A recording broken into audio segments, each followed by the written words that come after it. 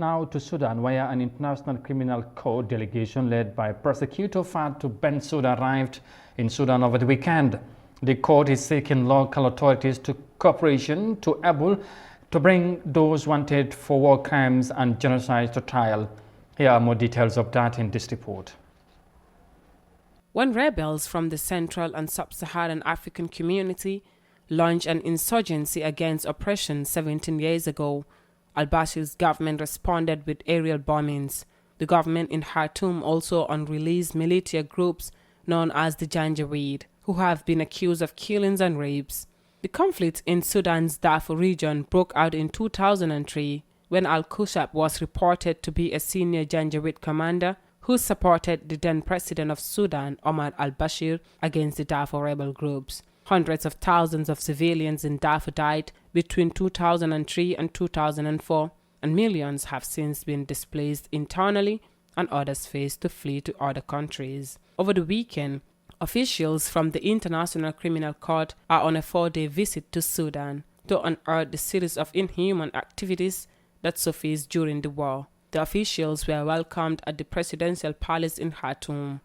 The chief prosecutor of the ICC, Fatou Bensouda, said the visit is a historic one and that he hopes the ICC will get the cooperation needed from the Sudanese government to facilitate their investigations.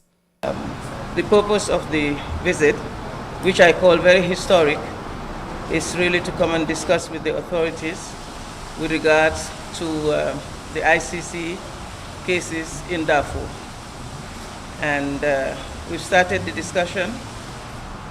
We're talking about the issue of complementarity, but also we want to seek the cooperation of the authorities to be able to conduct our case, which is already starting, of Mr. Abdel Rahman, and to get as much information and evidence as possible in a very short time.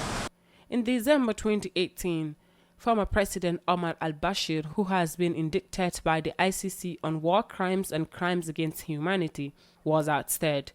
This led to the creation of a new political climate that is expected to build a system enriched in freedom, justice, and the rule of law. Al-Bashir is currently serving a 2-year sentence for corruption. According to the UN, more than 200,000 people have been killed and more than 20 million are thought to have been displaced as a result of the conflict that broke out in Sudan 17 years ago. For iAfrica TV, Sohna Tunkara. And from the report there by Sona Tunkara,